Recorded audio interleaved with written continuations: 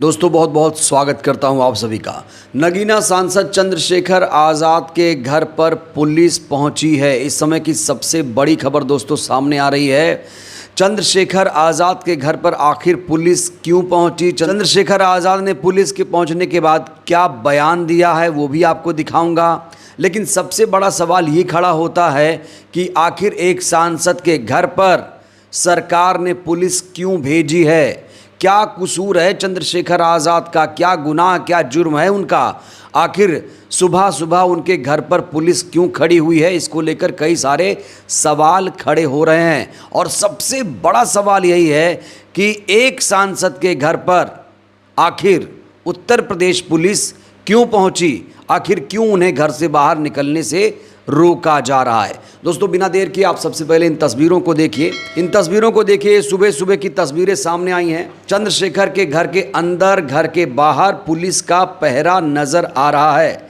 यहाँ आप देख सकते हैं चंद्रशेखर के घर के अंदर की तस्वीरें आप देख सकते हैं यहाँ पे साफ तौर से, क्योंकि चंद्रशेखर के घर के अंदर की तस्वीरें कुछ ऐसी हैं जहाँ पर कई सारे क्रांतिकारी वाक्य लिखे हैं। क्रांति के लिए हर किसी से लड़ना ही पड़ता है, चाहे पिता हो, भाई हो, पड़ोसी हो या शत्रु हो। बिना संघर्ष के ना कोई परिवर्तन हुआ है ना होगा। तो यहाँ आप देखिए कि कैसे पुलिस पहरा दे रही है। और जैसे ही यहाँ इनके घर पर पुलिस पहुंची, चंद्रशेखर आज़ाद ने एक बहुत बड़ा बयान दिया। चंद्रशेखर आज़ाद ने सरकार को शायराना अंदाज में जवाब दिया है। चंद्रशेखर ने लिखा है, लश्कर भी तुम्हारा है, सरदार भी तुम्हारा है, तुम झूठ को सच लिख दो, अखबार भी तुम्हारा है। इस दौर के फरियादी जाएं तो जाएं कहाँ, कानून तुम्हारा है, दरबार तुम्हारा है। सूरज की तपन तुमसे बर्दाश्त नहीं होती, एक मोम के पुतले सा किरदार तुम्हारा है। लेकिन पुलिस को आगे करके लोकतंत्र को कुचलने वाले तानाशाहों सुन लो। तानाशाहों को अगर जिद है हम पर पहरा बिठाने की, तो हमने भी ठानी है इस बहुजन समाज को न्याय दिलाने की। अगर बरेली में मेरे मुस्लिम भाइयों के साथ कुछ गलत नहीं हुआ, नाइंसाफ़ी नहीं हो रही, तो योगी सरकार अपनी पुलिस के दम पर मुझे वहां जाने से क्यों रोकना चाहती है। तो चंद्रशेखर आज़ाद ने यहाँ पर योगी सरकार को आईना दिखाया है और साफ तौर पर यूपी सरकार पर आरोप लगाते हुए कहा है कि ये सब यूपी सरकार की तानाशाही है। योगी सरकार ने ये सब किया है, योगी सरकार मुझे बरेली जाने से रोक रही है। दोस्तों आपको याद दिला दें, पिछले दिनों बरेली में आई लव मोहम्मद बोलने को लेकर विवाद हुआ था। कई लोगों की गिरफ्तारी हुई थी। जुमे की नमाज के बाद कई लोगों ने आई लव मोहम्मद के नारे लगाए और उसके बाद यहाँ पर माहौल तनावपूर्ण हो गया। पुलिस ने कई लोगों को गिरफ्तार किया। उसके बाद चंद्रशेखर का वीडियो सामने आया जिसमें वो कहने लगे कि मैं आई लव मोहम्मद बोलूँगा, मुझे गिरफ्तार करके दिखाओ। और चंद्रशेखर आज़ाद के घर पर जो पुलिस पहुंची है, कहा जा रहा है कि उन्हें बरेली जाने से रोकने के लिए, क्योंकि दोस्तों आज ही चंद्रशेखर आज़ाद को बरेली जाना था। पीड़ित लोगों के परिजनों से मुलाकात करने के लिए वो बरेली जाने वाले थे।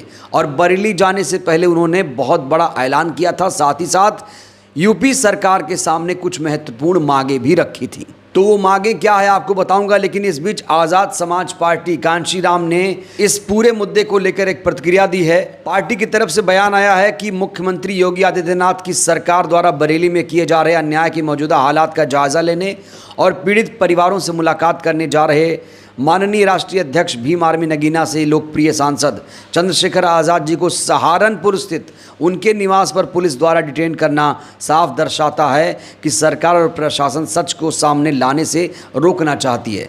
पीड़ितों की आवाज़ को दबाने और हमारे लोकतांत्रिक अधिकारों को कुचलने की ये कोशिश किसी भी कीमत पर बर्दाश्त नहीं की जाएगी। हम अपने समाज के साथ खड़े हैं और न्याय की लड़ाई लड़ते रहेंगे। तो अब आपको बताते हैं कि बरेली जाने से पहले चंद्रशेखर आज़ाद ने ऐलान क्या किया था, जिसके बाद पूरे प्रशासन में हड़कंप मच गया था। इसी के बाद पुलिस पहुंची है दोस्तों। जब चंद्रशेखर आज़ाद ने बरेली जाने को लेकर बयान दिया था, ऐलान किया था, उसके बाद ही पुलिस हरकत में आई, उनके घर पुलिस पहुंची है। इन्होंने कहा था कि शामली में अपने सीने पर आई लव मोहम्मद लिखने पर जेल में ठूंसने का मुद्दा हो या बरेली में 26 सितंबर को पुलिस का बर्बर लाठीचार्ज। ये घटनाएं एक धर्म लोगों को बदनाम करके वोट बैंक हासिल करने सुनियोजित साजिश ही नहीं बल्कि सरकार की तानाशाही और घमंड की पराकाष्ठा है। बरेली में मुस्लिम समाज के लोगों का सिर्फ एक शांतिपूर्ण ज्ञापन देने का कार्यक्रम था। इसमें किसी भी तरह की हिंसा का इरादा नहीं था। अगर सामान्य तरीके से ज्ञापन सौंपने दिया जाता तो हालात बिगड़ते नहीं। ज्ञापन तो छोड़िए, नमाज अदा करने तक की अनुमति नहीं दी गई और इसके बाद अपने आका को खुश करने के लिए पुलिस ने लाठीचार्ज करके बेगुनाहों को घायल कर दिया। अगर बरेली में मुसलमानों को इसकी आड़ में सामूहिक सज़ा दी जा रही है, झूठे इल्ज़ाम लगाकर तमंचे, पेट्रोल बम और तेज़ाब की बोतलों से हमले का आरोप लगाया जा रहा है, जबकि वायरल वीडियो से साफ है कि छतों से पत्थरबाजी एक सोची समझी साजिश थी, मगर पुलिस शिकायतकर्ताओं पर कार्रवाई करने के बजाय बेगुनाहों को परेशान कर रही है। बेगुनाह मुसलमानों को थाने में बेरहमी से पीटा जा रहा है, मीडिया के सामने परेड कराई जा रही है, उनके घरों पर बुलडोज़र चलाए जा रहे हैं, दबिश के दौरान महिलाओं और बच्चों तक को निशाना बनाया जा रहा है, मस्जिदों में इमामों और मुअज्जिनों का उत्पीड़न किया जा रहा है। दोस्तों, यहाँ इमाम मतलब कि जो नमाज़ पढ़ाते हैं और जो मुअज्जिन होते हैं जो अजान देते हैं, कहा जा रहा है उनका उत्पीड़न किया जा रहा है, जिससे नमाज जैसी बुनियादी इबादत भी मुश्किल हो गई। मुस्लिम भाइयों और बहनों पर तानाशाही के इशारे पर किया जा रहा यह अन्याय, अत्याचार न सिर्फ संविधान की प्रस्तावना बल्कि संविधान के अनुच्छेद 25 से 28 तक का स्पष्ट उल्लंघन है, जिसमें धर्म और उपासना की स्वतंत्रता को देश के प्रत्येक नागरिक का मौलिक अधिकार बताया है। यहाँ चंद्रशेखर आज़ाद जो भी बातें कर रहे हैं वो संविधान के अनुसार बातें कर रहे हैं और मुसलमानों के साथ वो खुलकर खड़े हुए नज़र आ रहे हैं। कह रहे हैं कि मुसलमानों के साथ अत्याचार हो रहा है, मुसलमान बेगुनाह है, मुसलमानों की कोई गलती नहीं है। इतना ही नहीं, यूपी सरकार से कुछ महत्वपूर्ण मांगे भी चंद्रशेखर आज़ाद ने की हैं। 4 महत्वपूर्ण मांगे की हैं दोस्तों। उन्होंने कहा है बेगुनाह मुसलमानों की गिरफ्तारी और उत्पीड़न पर तुरंत रोक लगाई जाए, पुलिस की मनमानी, दबिश और बुलडोज़र कार्रवाई बंद की जाए, निर्दोषों पर दर्ज मुकदमे वापस लेकर उन्हें फ़ौरन रिहा किया जाए, दोषियों की पहचान कर उन पर सख्त कार्रवाई की जाए।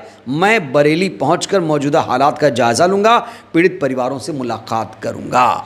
ये संकल्प लिया था चंद्रशेखर आज़ाद ने। और दोस्तों, जो 4 मांगे चंद्रशेखर आज़ाद ने मुसलमानों के लिए की हैं, पीड़ित मुसलमानों के लिए, कहा जा रहा है जिन्हें फंसाया गया, जो बेगुनाह हैं, शायद ही ऐसा कोई लीडर है यूपी में जिसने इस तरीके की मांगे मुसलमानों के लिए की हैं। और आपको ये भी बता दें, जिन नेताओं को, जिन पार्टियों को मुसलमानों का वोट मिल रहा है 95%, 90%, वो लोग भी मुसलमानों के मुद्दे पर चुप हैं, मुसलमान तक नहीं लिख पा रहे हैं। लेकिन चंद्रशेखर आज़ाद ने दोस्तों यहाँ पर मुसलमानों के साथ खड़े होकर ये बता दिया कि अगर मुसलमान उन्हें चाहता, उन्हें वोट देता है तो वो भी मुसलमानों को चाहते हैं। मुसलमानों को जब समस्या खड़ी हो रही है तो वो भी मुसलमानों के साथ यहाँ पर खड़े हुए नज़र आ रहे हैं। तो इस समय चंद्रशेखर आज़ाद के इसी स्टैंड की वजह से लोग उनकी तारीफ़ कर रहे हैं। ख़ास तौर से जो मुस्लिम समाज के तमाम लोग हैं वो चंद्रशेखर आज़ाद की तारीफ़ कर रहे हैं। जो लोकतंत्र संविधान में विश्वास कर रहे हैं वो भी चंद्रशेखर आज़ाद की तारीफ़ कर रहे हैं। और जो कार्रवाई पुलिस कर रही है उसको लोग गलत बता रहे हैं, कह रहे हैं कि इस तरीके से उनको नज़रबंद या डिटेन नहीं करना चाहिए। हर किसी को स्वतंत्रता का अधिकार होना चाहिए और कोई नेता, कोई सांसद कहीं भी आए जाए तो उससे पुलिस को क्या दिक्कत हो सकती है।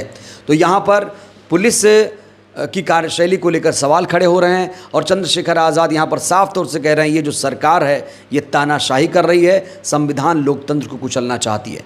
बहरहाल दोस्तों, इस वीडियो में इतना ही। चंद्रशेखर आज़ाद के घर पर जिस तरीके से पुलिस पहुंची है, आखिर चंद्रशेखर आज़ाद का क्या कसूर है? क्या आई लव मोहम्मद बोलना गुनाह है? आप लोग भी अपनी राय दीजिएगा। बहुत बहुत धन्यवाद।